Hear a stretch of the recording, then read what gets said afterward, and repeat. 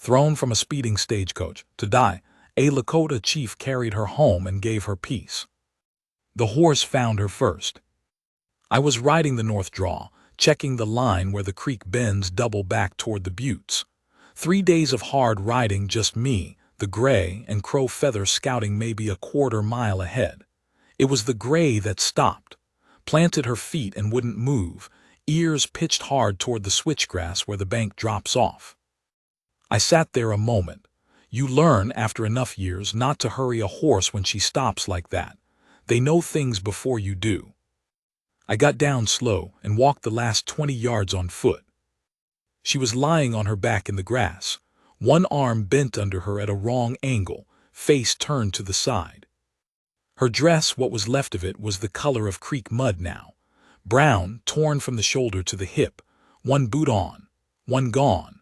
Her hair was dark and loose and full of burrs and river clay. The skin above her eye had been opened up by something, a rock most likely, when she hit the ground, and the blood had dried black along the side of her face. I stood over her and thought, she's dead. Then she breathed, just one breath, slow and ragged, like a door swinging open on a rusted hinge. I went to my knees beside her. The arm was broken. I could see that without touching it, the way it lay, the shape of it, 2 ribs at minimum. The knee of her right leg was swollen bad under the torn hem. I put 2 fingers to the side of her throat and felt the pulse weak, but there. Thread-thin and unsteady, but there. I looked back at the switchback trail above the bank. Wheel ruts in the clay. Long skid marks where something had gone sideways at speed. A piece of luggage cord caught in the hawthorn. Scatter of personal effects, a hairbrush, a tin of something, a small Bible with its pages fan-spread in the dirt. Stagecoach. Going too fast on a wet morning, probably. The east road to Sundance had been nothing but mud for a week. Driver oversteered coming down, maybe. Maybe the horses panicked on the grade. She'd gone out the side. From the distance she'd landed from the tracks, 30 yards at least. She'd still been moving when she left. The coach hadn't stopped. I sat there with my hand on her throat, feeling that thin pulse, and I thought about it. The easy thing was to ride into the settlement at Claiborne Wells, 12 miles east, and tell them. Let the whites handle their own. She was no one I knew, no one I had any reason to carry. I thought about it a good while. The pulse stuttered under my fingers, then caught again. I went back to the gray and unrolled the blanket from behind the cantle. Crow Feather came back while I was setting the arm. He sat his horse at the edge of the grass and watched me. He didn't say anything for a long time. Crow Feather had ridden with me for 11 years. He was 41 that fall, 2 years younger than me, and he had the face of a man who had seen enough that nothing surprised him anymore.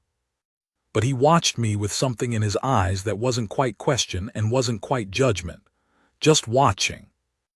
I said in Lakota, she will not survive the ride to Claiborne Wells. Not in this cold. He said, she is white. I said, I can see that. He looked at the broken arm, the way I'd lashed it to 2 cottonwood sticks from the creek edge. He looked at the bandaging I'd made from my own shirt, torn into strips, pressed against the head wound. He said, you are taking her back. I said, I'm taking her back. He turned his horse without another word and rode ahead to let them know at the village. I made a travois from 2 poles, cut off a young pine. It took me the better part of an hour, and the light was already going pale gray by the time I had it done and had her lashed to it, cushioned in the blanket and what remained of her coat, which I'd found 15 yards away in the thistle. She made a sound when I lifted her, not a word, just a sound low and broken like something being torn that was already close to tearing. I held still until it passed. Then I got her onto the travois and tied the lead to the gray's saddle ring. We rode slow, slower than I'd wanted. The grade going back north was rough in places, and I walked the gray over the worst of it, hand on the bridle, watching the travois over my shoulder every few yards. The sun was gone by the time we reached the valley. Her name, we learned later, was Margaret. She didn't tell us that for 9 days. 9 days she was either unconscious or something close to it, that half place between sleeping and dying that a person falls into when the body is deciding which way it wants to go. My sister Bright Water was the one who knew what to do. She'd learned medicine from our mother, who had learned from hers in the old way. Bright Water was 54, had buried 2 husbands, and had hands that moved with the particular calm of someone who has sat with the dying often enough that she no longer fears them. She looked at the woman I'd brought in, looked at the arm, looked at the head wound. Then she looked at me and said, she might live. Set the arm again, it was done wrong. I'd set 100 arms, horses, men, 2 of my own children. I said it right. Bright Water said, without looking up, you said it fast because she was in pain and you felt bad about it. I'm setting it correctly. Then she did, and I won't describe what that looked like because it doesn't bear describing. The woman, Margaret, made a sound that I heard in my chest, but she didn't come all the way awake, which was a mercy. Bright Water cleaned the head wound with water she'd boiled with yarrow. She packed a poultice of dried willow bark and something green I didn't recognize against the ribs. She fed broth into the woman's mouth with a small bone spoon, tilting her head just enough, watching her throat. A spoonful at a time, 3 times a day. I sat at the edge of the tipi and watched my sister work, and I thought about the stagecoach that hadn't stopped. 12 miles east. The driver, the guard, the other passengers, someone among them had known there was a woman who'd gone out the side. Maybe they didn't know. Maybe the noise of the wheels and the horses and the panic of the turn, maybe they hadn't heard it over all that. Maybe they'd come back to look and found nothing in the dark and the mud. Maybe. I sat with that thought for a while and then I put it down because there was no use in it. The woman was here. That was the fact of it. On the 4th day, she was conscious enough to look at me. I was sitting in the tipi. Bright Water had stepped out for a while, eating a piece of dried meat and minding the small fire, and I looked over and her eyes were open. Brown eyes. Dark brown, the color of creek water in fall. They weren't frightened. That surprised me. She looked at me for a long time, the way someone looks when they're not sure what they're seeing is real, and then she looked at the top of the tipi, at the smoke hole, at the painted hide on the far wall. Then back at me. I said in English, "You are safe." She looked at me a little longer, then her eyes closed again. But that evening they were open again, and she kept them open. Bright Water was there and fed her broth, and the woman took it, lifted her chin to take it, which was the first time she'd done that herself. On the 6th day she said, very quietly, "Water." Bright Water brought water in a clay cup. The woman drank it. She held the cup herself. Her hands shook badly. On the 9th day she said her name. She said, Margaret Claire Forsyth, like she was reciting it to herself, like she needed to hear it to be sure she still had it. Bright Water told me this. She said, she asked about you. I said, what did she ask? Bright Water said, she asked who you were. I told her you were the chief and that you found her and brought her. I said, what did she say to that? Bright Water almost smiled. She said, he carried me. I said I did. Bright Water said, I told her. She didn't say anything else, but she stopped looking at the door. You have to understand what that winter was. It was 1877, the year after the Greasy Grass, what the soldiers called Little Bighorn. Sitting Bull was gone to Canada. Crazy Horse was dead. The army was everywhere on the plains, pushing, herding, counting. We were on land. We had always been on land that was ours by treaty, but the treaty meant less every season that passed. Every courier that came from the agency brought new restrictions, new demands. There was talk of breaking the reservation into smaller pieces. Talk of mandatory attendance at the white schools. Talk of a great many things that had already happened to other bands, and that our scouts reported back to me in the quiet of the council tipi, one by one, through that cold year. I was 43. I had been chief for 6 years. I had 4 children, 3 grown, 1 still young enough to run. My wife Stan's quiet had died of fever 3 winters before. I did not dwell on that in the way that some men dwell on things. There was too much work for dwelling. But some mornings I'd wake in the dark and there'd be that particular silence in the tipi, the specific silence of there being only one person in a space that was built for two, and I'd feel it then. Not grief exactly, something quieter and heavier than grief, just the weight of how much had changed. I had kept the peace.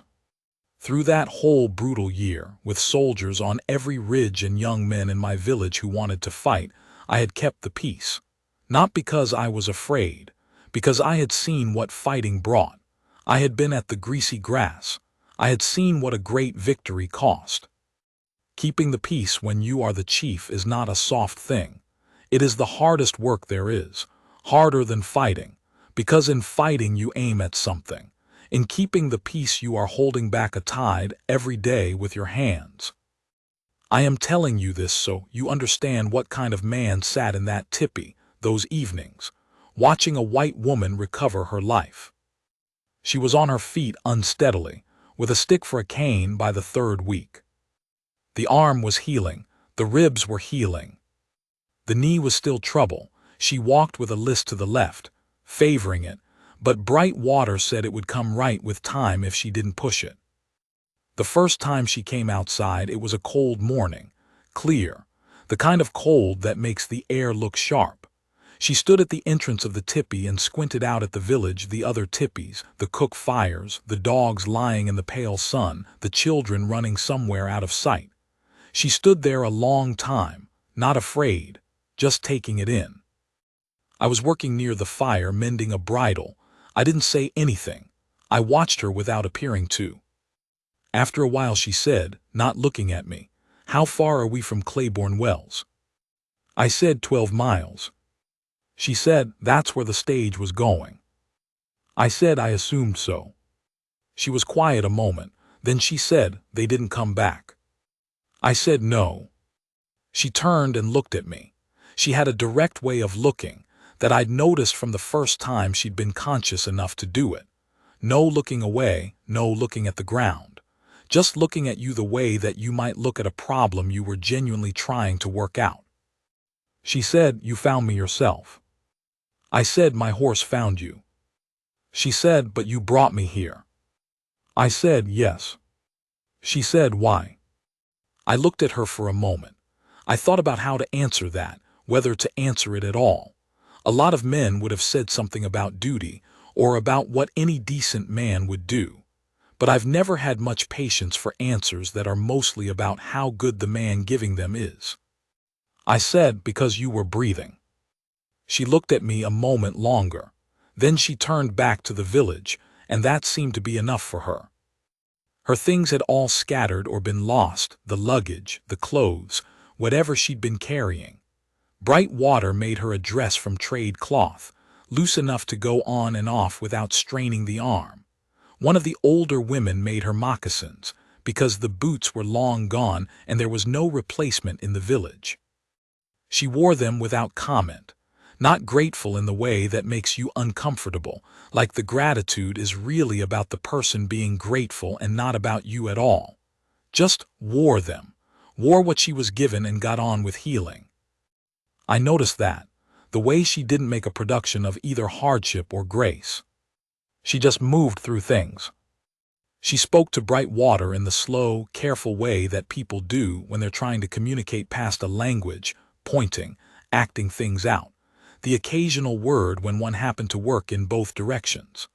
Bright water found this amusing. I sometimes heard her laughing in the tipi when she was with Margaret, short bursts of it, the way she laughed when something genuinely caught her off guard. I hadn't heard my sister laugh like that in a while. There was trouble in the second week she was there. Not from inside the village, from outside. 3 riders came, not soldiers, not agency men.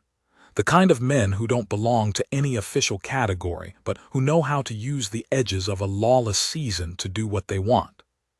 They rode in like they had a right to be there, which is always a sign. Their leader was a man named Heber Crane. I knew of him. He ran cattle on the land south of the reservation boundary, pushed them north when the agency men weren't watching. He'd been a problem before, a slow, grinding kind of problem, the kind that never quite gives you a clean moment to address it. Crane said he was looking for a white woman who'd been lost off the Sundance Road, said her family was worried, said there was a reward. He said this with his hand on his saddle horn and his eyes moving slowly around the village. I stood in front of him and I let him finish. Then I told him that if a woman had been lost on the Sundance Road, the place to report it and look for her was at the agency office or the town marshal in Claiborne Wells. I told him that he had ridden onto Lakota land without an invitation. I told him he was welcome to leave the same way he'd come. He smiled, the kind of smile that is meant to look easy but is actually a test. He said, "Now Tokala." I said, "You don't call me that." He stopped. I said, "My name is Chief Mato Luda to a man I haven't invited onto my land, and you have not been invited."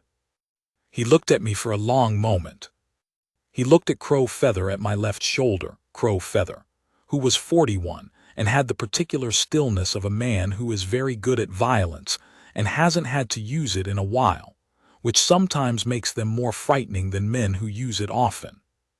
Crane looked at the two young men who had appeared at the edge of the tree line, not quite in sight, but present enough. He said, still smiling but with less behind it, "No trouble, Chief, just asking." I said, "Then ride." He rode, all three of them back south the way they'd come, no hurry, trying to preserve whatever dignity they felt they had left. I stood there until I couldn't hear their horses anymore. Then I turned and Margaret was there, standing at the entrance of Bright Water's tipi, 10 yards back, watching. She must have been there the whole time. She had her stick in one hand and she was standing straight, not leaning on it, her dark eyes on the place where the riders had been. She said, "That man knows who I am." I said, "Probably." She said, "He's not family, there's no family, I was traveling alone." I said, "I know, sit down before you fall down." She looked at me. Then she sat down on the log outside the tipi door and I sat across from her and she told me. Her husband had died the year before. She'd been in St. Louis, they'd lived in St. Louis, and after the funeral she'd found out the exact shape of what he'd left behind, which was not the shape she'd expected. Debts, people he owed, people who had been patient while he was alive but who stopped being patient after. She'd sold what she could, paid what she could, and when there was nothing left to sell and nothing left to pay with, she'd taken what remained, which fit in one bag, and bought a ticket on the Sundance Road to start over. She'd had a name in Sundance, a school teacher there who was her father's cousin's wife, someone who'd said, years ago at a Christmas letter or a family gathering, "Come if you ever need to." The way people say things they half mean and then hope they don't get tested on. She was going to test her on it. And then the stage had gone sideways on the grade. She said all this plainly, the way she said most things, looking at her hands, then at the village, then at me, like she was reporting a fact that had happened to someone else mostly. Except once when she talked about the bag she stopped for a moment, just stopped. Her jaw tightened. She looked at the butte south of the village. She said, "I had a photograph of my daughter. She died at 3 years old, 7 years ago." She didn't say anything else about it. I sat with that a moment, then I said, "There's a photograph in the Bible. I found your Bible." She looked at me. I went to the tipi. The Bible was on the shelf Bright Water kept for medicines and small things. I'd put it there when we arrived, not thinking much about it, just not wanting it to be lost. I brought it back. She took it, opened it. There was a photograph slipped inside the front cover, small, the card kind, a child in a white dress. She touched the edge of it with one finger and then closed the Bible. She said very quietly, "Thank you." There wasn't a thing I could say to that would have been right, so I said nothing. I want to say something about what it is to be the chief, not what people think it is, what it actually is. People think it is authority, command, the man at the front of things who says what happens. It is that. It is also this. You are the one who holds the thing together when it wants to come apart. And not in one great moment, not standing on a hill somewhere defiant. In the small moments, the daily ones. When two men in the village have a disagreement that could turn bad, you sit with them until it doesn't turn bad. When a young man is angry and wants to fight the soldiers, and there are always young men who are angry and want to fight the soldiers, you sit with him and you tell him the truth, which is that he is right to be angry, and that his anger doesn't change what fighting will bring down on the people who can't fight their way out of the aftermath. When the agency sends a man to tell you what you will and will not do on your own land, you listen. Then you tell him politely what is and is not acceptable.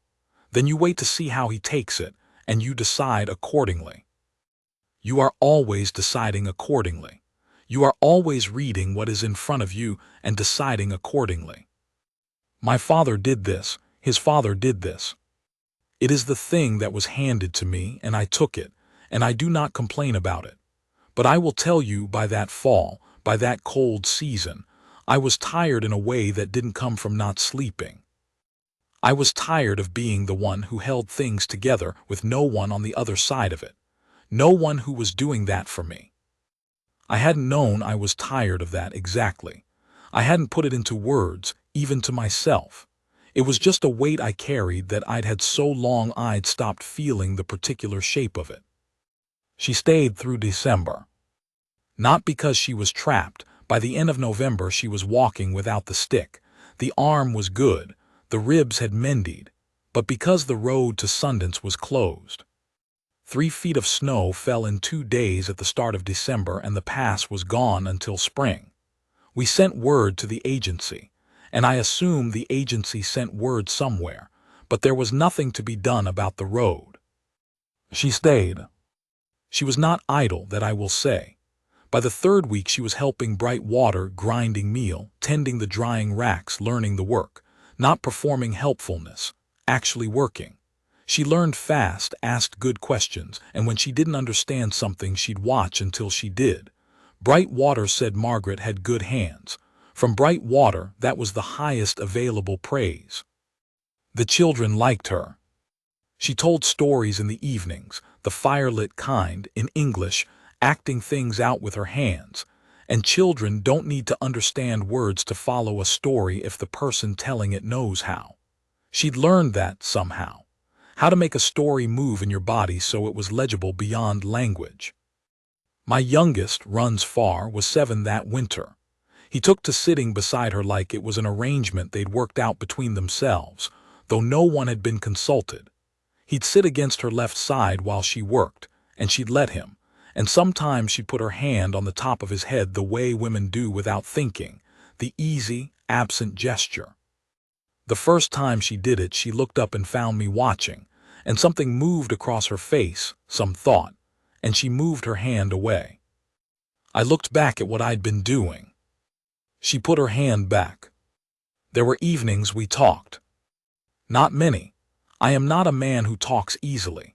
My English was good, better than most, from the mission school years, which I don't discuss because there are things about those years I don't have use for anymore. But I knew how to say what needed to be said. We talked about the land mostly, what it had been, and what the agency was trying to make of it. She listened without the kind of listening that is actually waiting to tell you that you're wrong. She just listened. She told me about St. Louis, about the size of it, the noise, the river traffic. She said she had never in her life seen sky like this. She waved her hand at the high plains dark above us, all that black and all those stars. She said it was like the city had its own ceiling, and you forgot there was anything above it until you left. I said, "Do you miss it?" She considered this like it deserved real consideration. Then she said, "I miss some things. The library, the sound of the city at night, it had a kind of hum to it. It felt like being near something that was alive." She said, "I don't miss being afraid." I said, "Afraid of what?" She said, "Of the people he owed, of what they might do, of waking up and not knowing what the day was going to bring." She looked at the fire. She said, I haven't been afraid here. I said, you had reason to be at first. She said, I know, but I wasn't, I don't know why. I thought about what Bright Water had said. She stopped looking at the door. I thought about that. I said, maybe you knew you were safe. She said, I didn't know anything. I was unconscious most of the time. I said, maybe you still knew. She looked at me. The fire was low, orange at the edges, the smoke going straight up in the cold, still air. She looked at me with those dark eyes in the firelight and she said, maybe I did. Crane came back in January. This time with 5 men and a letter, which was a new tactic. The letter was from someone at the agency, a name I recognized as a man who was useful to Crane in the way that small men with official titles are often useful to larger ones. The letter said that the woman Margaret Forsyth had been reported missing, that her next of kin had requested her safe return, and that the agency authorized Crane to facilitate said return. I read the letter standing outside in the cold, with Crane's 5 men behind him, and my own men visible at the edges of things. I read it twice. Then I said, who is her next of kin? Crane said, I'm not at liberty to say. I said, then I'm not at liberty to act on this letter. Crane's face went a particular color. He said, Chief, this comes from the agency. You don't have the authority to. I said, on my land, I have the authority to require that a document claiming someone's next of kin actually name that person. That is a basic legal principle that your agency letter ought to know. Crane said, she needs to go home. I said, she is welcome to do that. She has been welcome to do that every day she has been here. When the road to Sundance opens, she may take it. She may take any road she wishes. I would want to hear from her directly that she wishes to go with you. Crane said, I'd like to talk to her. I said, I'd like that too. Margaret came out. She walked to where I was standing, not behind me, beside me. She looked at Crane. Crane looked at her. Crane said, Mrs. Forsyth, there are people who are worried about you, people who want to see you home safe. Margaret said, who? Crane said, people who knew your husband, who have an interest in your well-being. Margaret said, by which you mean an interest in what my husband owed them. Crane's jaw tightened. Margaret said, I have no home to go to, Mr. Crane. You know that as well as I do. When the road to Sundance opens, I will take it and I'll stay with a family member there. That is the whole story. Crane said, the agency. Margaret said, I am not a parcel, I am not lost property. I know where I am and I have chosen to be here. Good day. She turned and went back inside. Crane looked at me for a long moment. I looked back. He left. I stood there in the cold after they were gone, and I felt something I hadn't felt in a while. Clean. The way you feel when something that needed to be done got done exactly right, without heat and without excess. Just done. I went back inside. Crow Feather came to me that night. We sat together by the small fire in my tipi and he said, she spoke well. I said she did. He said, she spoke well because she was standing where you were standing. She knew you weren't going to let Crane take her, and she said what needed to be said because she wasn't afraid. I said maybe. Crow Feather looked at the fire. Then he said, she's not going to Sundance. I said she has family there. He said she has a cousin's wife she's never met. That's not family. I didn't say anything. Crow Feather said, you know what I mean. I said, I know what you mean. He said, is that your thinking or mine? I looked at the fire. I thought about this honestly, the way I try to think about things that matter, not the answer I'm supposed to give, the actual answer. I said both maybe. I don't know yet. Crow Feather nodded. He'd already known. He'd been riding with me 11 years and there was very little he didn't already know. He said, she brings something into this camp that's been missing. I said, what's that? He said, peace. The easy kind. The kind that comes from someone being where they belong without knowing yet that they belong there. He stood up and went out. I sat there a while after that. February. The days got longer barely, but enough to feel. An hour of new light at the end of the day that made everything that pale, particular gold it gets in winter when the sun is still low. The children played longer in the evenings. The horses moved differently, slightly less braced. Margaret and I had taken to walking in the evenings when the cold allowed it. No particular destination, no particular reason, just the walk. She'd asked me once early on what my name meant in English. I'd told her, Red Bear. She turned that over for a moment and then she said it in Lakota, Motto Luda, just trying the sound of it. I told her the pronunciation was close. She said it again, better. After that she called me that. Not chief, not anything formal, just Motto Luda. Like it was the only thing she had to call me, and that was perfectly fine. I liked the way she said it. On a February evening, we walked out past the horse pen, down toward the creek where it slowed and widened before the bend. The ice was going out, you could hear it, that sound of water remembering how to move. We stood on the bank and listened to that for a while. She said, the road will open in another month. I said, maybe 6 weeks. She said, I should start thinking about that. I said, you should. She was quiet, looking at the creek, at the dark shapes of the cottonwoods, at the last of the light above the western ridge.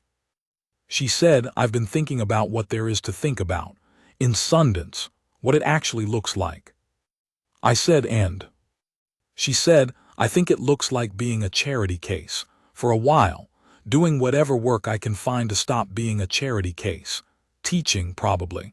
I was a teacher before I married. I said, that's not a bad thing, teaching. She said, no, it isn't. She was quiet again. Then she said, not like she'd planned to say it, more like it came out because the evening had gotten too quiet to hold it in anymore. I don't want to go. I didn't say anything. I let that sit where she'd put it. She said, quieter, I know I have to. I know this isn't, I know what this is. You found me and brought me here, and your sister healed me, and your people have been kind, and now the road will open, and that's the end of it. I know that. She was looking at the creek. She said, I just wanted to say it out loud once before I stopped letting myself think it. I stood there in the cold, with the sound of the ice going out. I stood there long enough that she turned to look at me. She looked at me with that direct look she had, which was always honest. You always knew with that look that she was being honest and not performing being honest, and that was rare enough that I'd noticed it early and never stopped noticing it. I said, what would you do if you stayed? She said, that's not a question. You can't ask that. I said, I just did. She looked at me. The last light was going, that pale gold going purple at the edges. She said, work, whatever the village needs. I could teach English to the children who want to learn it. I said that would be useful. Whether they will want to learn it or not I cannot say. Some will. She said I could be useful. I said, you already are. She looked at me a moment longer. Then she looked back at the creek. She said, and what would people say? I said, my people, or yours? She said, both. I said, mine would say what they've been saying since January, most of it to Crow Feather and not to me, which is the way it's done. Yours would say many things, from Claiborne Wells and Sundance both. They would probably say worse things than my people. She said, does that matter to you? I said, what matters to me is what's true. What's true is that you have been here since November and you have worked, and you have not been a burden and you have been. I stopped, I looked at the creek, I started again. I said, what's true is that you have been good for this village, good for my children, good for my sister who doesn't say that easily, and I haven't wanted the evenings to end. I didn't say anything else. That was more than I usually said.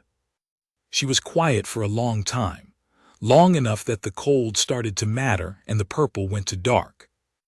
Then she turned from the creek and she stepped toward me, one step, and she reached up with her right hand, the arm that had been broken and was whole again, and she put her palm flat on my chest, right over the place where you feel a thing over the sternum, and she held it there. She said, I haven't wanted them to end either. I put my hand over hers. Her hand was cold and I held it between mine to warm it, and we stood like that on the creek bank in the dark with the ice going out around us, and the cold was just cold, not an imposition. Just the season, just where we were. She didn't go to Sundance. The road opened in late March. Crowfeather rode out that way to check it, told me it was clear, dry enough, the pass open. I told him. He told me she should know. I told her. She was sitting outside in the new spring sun, mending something of bright waters. She looked up when I told her. Then she went back to the mending. She said, What do you think? I said, I think you should do what you want. She said, That's not what I asked. I looked at her. She was looking at the cloth in her hands. I said, I think you should stay. She kept working. Then she said, Then I'll stay. Just that. No ceremony, no weight put on it. Just, then I'll stay. The way you say something that's already been decided and you're just now saying it out loud. I went back to what I'd been doing. But I walked differently for the rest of the day. Something in the shoulders, something in the way I moved through the village, like a thing I'd been carrying on a slight lean, compensating for without knowing I was doing it, had been set down level. Brightwater noticed. She didn't say anything, but she smiled just once at the cook fire that evening, the short, genuine kind. There is a moment I come back to. It was April, warm enough finally that you didn't need the fire inside in the daytime. Margaret was teaching 3 of the older children and runs far, sitting in a ring outside, and she was holding a slate showing them letters. English letters, the shape of them. She'd made the slate from what she had. Written on it with a piece of chalk someone had found in a trader's kit. Runs Far was laughing at something she'd drawn, some animal gone wrong, a horse with too many legs, the kind of thing you draw to get a 7-year-old to remember what a letter looks like. She was laughing too. I was on the far side of the horse pen, working on a bridle, watching through the poles. She looked up and caught me watching. She held up the slate so I could see the horse with too many legs. I held up one finger, meaning 1 too many or maybe 4 too many. The horse had 7 legs that I could count. She looked at it critically, then looked back at me. She added another leg. I looked at the slate, looked at her. She was still smiling. Runs Far looked between us, looked at the slate and fell over sideways laughing. I went back to the bridle. But I was smiling, and I didn't try very hard to stop.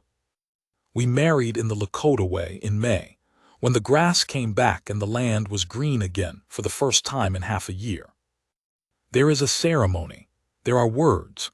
The council sat, the elders sat, Brightwater sat. Margaret stood beside me and she listened to the words in Lakota and didn't understand all of them and stood straight and honest and present through every moment of it. After, Brightwater put Margaret's hand in mine and said, in English, Now you're family. Margaret looked at her. Then she gripped my hand, the full grip, not the polite kind, and said, Yes. The thing I remember from that day is not the ceremony. It is this. After, when everyone else had dispersed to eat and to tend to the evening's work, Margaret and I were alone for a moment at the edge of the village. She turned to me, and she looked at me the way she looked at things she was trying to understand, full on, direct, nothing deflected.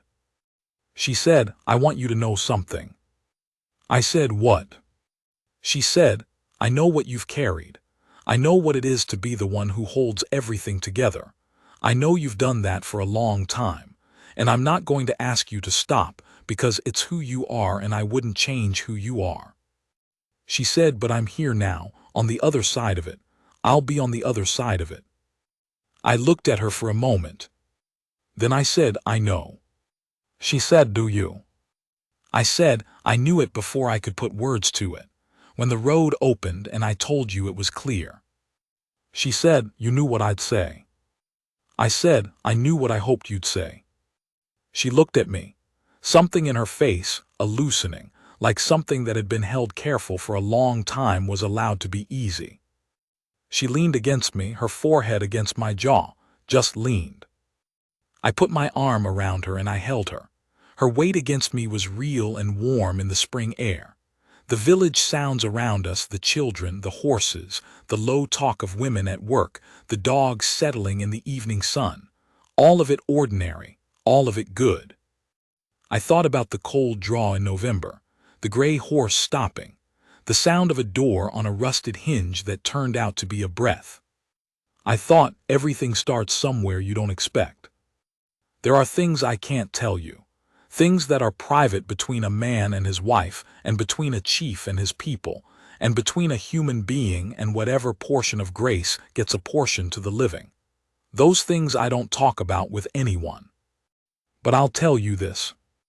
I was 51 when Runs far left for the agency school. I stood and watched him go, watched the horse he rode until I couldn't see it, and Margaret stood beside me. Not behind me, not in front, beside. I was 54 when the treaty broke again, as it always broke, as I'd always known it would eventually break in the particular way it broke that year. I rode 3 days to the agency to meet with men I did not respect and say things I did not want to say in order to get the one thing that mattered. I came back. Margaret was waiting at the edge of the village, not with relief on her face but with steadiness. Just steady, like a stone in the current. She looked at me and she knew from my face how it had gone and she said, "Come inside." I came inside. I was 57 when Brightwater died. My sister, who had set that broken arm and fed broth with a bone spoon and laughed in ways I hadn't heard in a long time. I was 57 and I sat with her until the end and after for a while. Margaret sat on the other side. We didn't talk. There was nothing to say. We were just there, the two of us, on either side of the thing. That night, Margaret held my hand in the dark until I slept. It was such a simple thing, a hand, the dark, the sound of the village quiet around us. I don't know how to tell you what that costs a person, to have been the one who holds everything together for a long time, and then to have someone hold your hand in the dark, not to take the weight from you, not to pretend the weight isn't there, just to be there while you carry it. I don't know how to tell you what that's worth. The horse found her in a cold draw in November, and I got down and walked the last 20 yards and stood over her and thought she was dead. And then she breathed. I am 68 years old. We have been together 25 years. The village is changed, smaller, quieter. The young people scattered to the winds the way the young people go. But there is still the sound of children somewhere when the season allows it, and there is still the cook fire in the evening, and there is still the long light on the buttes that I have looked at all my life, and that still seems to me one of the finest things there is to look at. Margaret is beside me when I look at it, has been for 25 years. She came in through a cold draw in November with nothing left, no bag, no boot, no name written anywhere anyone could find her. She came in broken and she healed and she stayed. She is not a soft woman, she never was. She is good, that particular, durable goodness that is not about sweetness, but about keeping your word and doing your work and being present for the hard things. She is loyal the way the land is loyal, without announcement, without ceremony, just there, just constant, every season, every year. I was the chief who found her and carried her home, that is true. But she is the one who made it a home worth carrying her to. And she saw me, not the title, not the chief, not the man who holds everything together. She saw the man underneath all that, the man who gets tired and doesn't say so, the man who wakes in the dark sometimes with all that silence, the man who needed someone on the other side of it. She saw him and she stayed. That is the whole of it. Everything else is just the years. And the years have been good.